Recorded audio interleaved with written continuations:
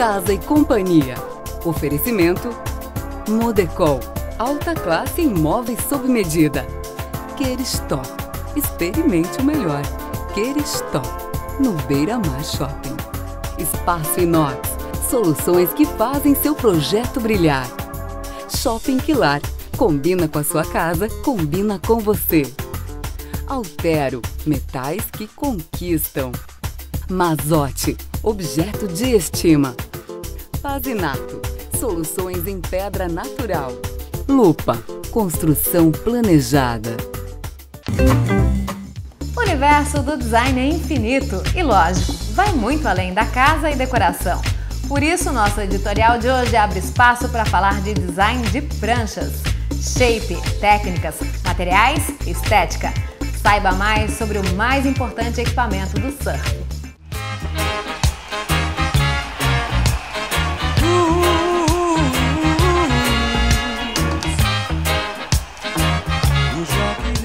Bom, se existe um produto cujo design influencia diretamente na performance, é a prancha de surf.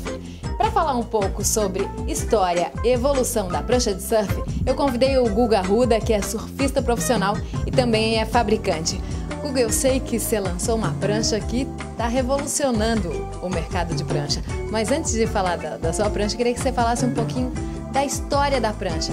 Como começou, os materiais empregados do início até agora. Bom, nessa história da fabricação de pranchas de surf, a gente tem alguns saltos de evolução tecnológica. As pranchas começaram de madeira, né? Lá nas raízes do surf, seja no Havaí, existe também a corrente de pensamento que acredita que começou na América do Sul, no Peru, mas em ambas as opções a madeira e também o junco foram utilizados. Depois dessas pranchas bem rudimentares e pesadas, vieram as pranchas de poliuretano com fibra de vidro na Califórnia, e que foi assim o grande salto que aconteceu. As pranchas passaram a ser mais leves, a grande maioria passou a ser branca e também muito mais frágeis, né? Há cerca de uns 15 anos atrás, por questões ambientais e também por uma busca de performance, passou a se utilizar o poliestireno expandido, que é o isopor, muito conhecido pela sigla EPS no mundo todo.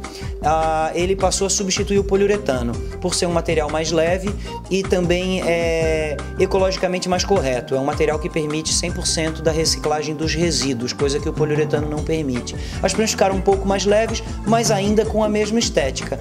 E agora, recentemente, nessa última década, começaram a surgir as construções realmente alternativas. A minha é uma delas.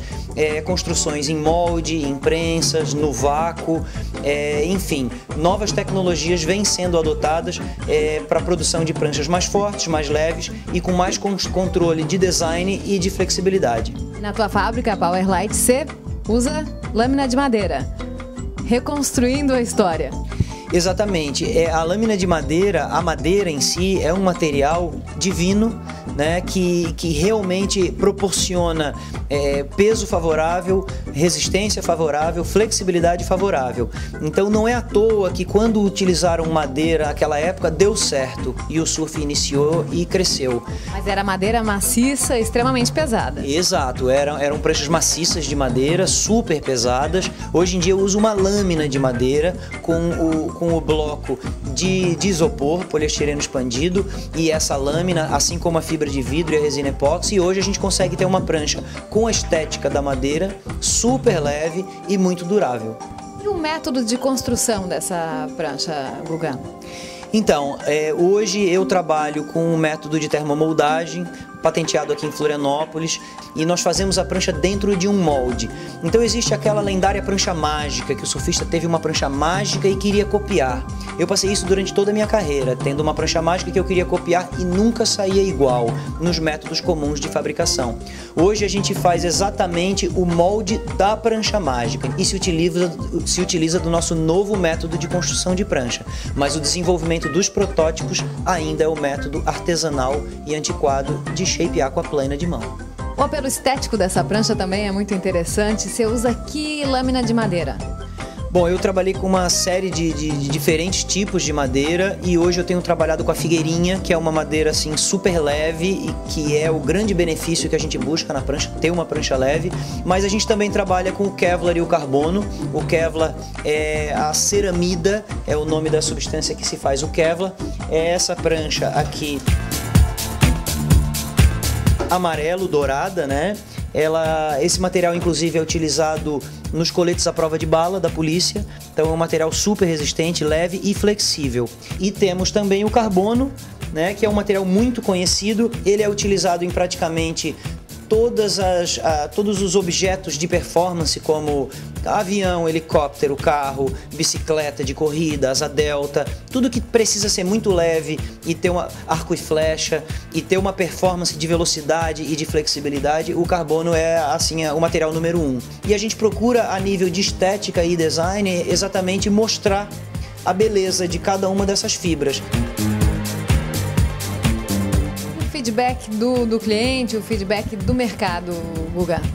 Eu tenho tido um feedback assim fenomenal. Eu tenho hoje parceiros que surfam quase que só com as minhas pranchas, como Teco Padarati, Carlos Santos, Thiago Bianchini, atual campeão catarinense, Guilherme Ferreira, Saulo Júnior, enfim, são vários nomes, vários surfistas que usam as minhas pranchas e realmente percebem esse diferencial na água.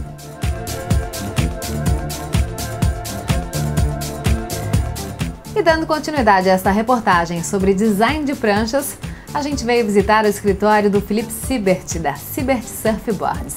Eu conheci o trabalho do Felipe numa mostra de decoração num projeto assinado pela arquiteta Simone Piva e a prancha dele estava exposta com status de obra de arte. Lá eu descobri que essa prancha funciona assim muito bem como decoração, mas funciona muito bem também dentro d'água. É isso, Felipe? Isso, exatamente. É uma prancha assim que a gente tem vendido muito, tanto para o uso para o surf comum, mas muitas pessoas surfam com ela, trazem de volta para casa, às vezes botam na parede como decoração. Bota lá na sala de estar. Tem ela puxa para esse lado histórico do surf, né, das pranchas de madeira, que eram as primeiras pranchas da década de 50 e 60. Então tem esse valor histórico, a gente pode até fazer um paralelo assim, considerando como se fosse, para quem gosta de carro, como se fosse aqueles carros antigos, né? Fala dessa técnica de construção. Tem uma estrutura que é de madeira também, é isso? Isso, o pessoal compara muito assim com aquele tipo de estrutura de asa de avião, né? Que ela tem uma longarina principal, como se fosse uma prancha comum de madeira, a estrutura dela, né? Depois tem algumas transversais. A parte interna dela é quase toda oca, né? Com essa estrutura, como se fosse um esqueleto.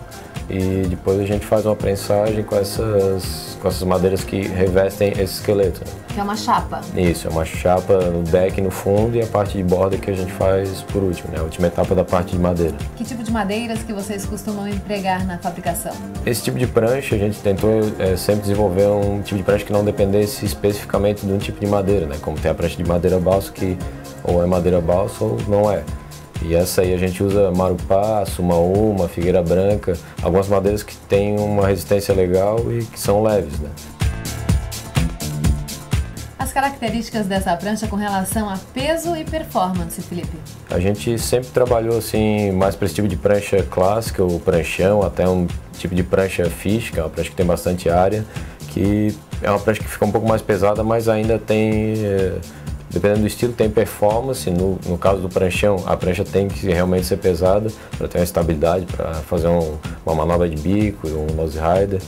E a gente deixa de fazer as pranchas mais progressivas e modernas por essa situação do peso, né? Então a gente tenta enquadrar dentro das pranchas que tem funcionalidade. A gente tentou jogar assim, as pranchas que a gente faz já são praticamente réplicas das pranchas da década de 50 e 60, então a gente busca aquela funcionalidade e o estilo de surf que o pessoal tinha naquela época, né?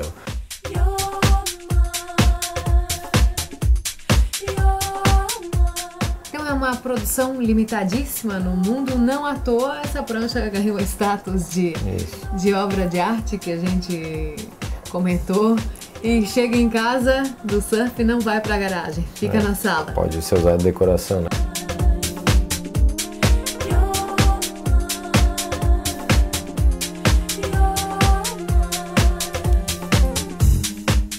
Contatos de profissionais e fornecedores no nosso site casiciatv.com.br.